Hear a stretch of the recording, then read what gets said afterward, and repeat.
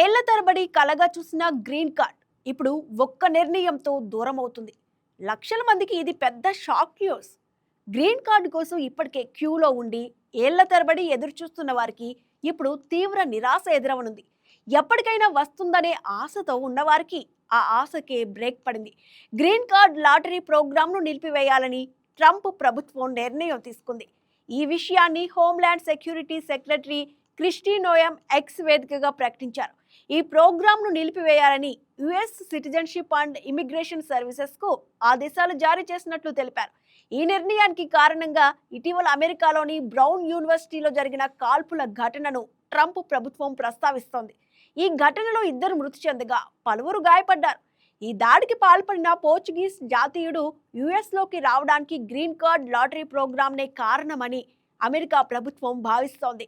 ఇలాంటి దారుణమైన వ్యక్తులను మన దేశంలోకి ఎన్నటికీ అనుమతించకూడదు అని క్రిస్టీ నోయం తన పోస్ట్లో స్పష్టం చేశారు.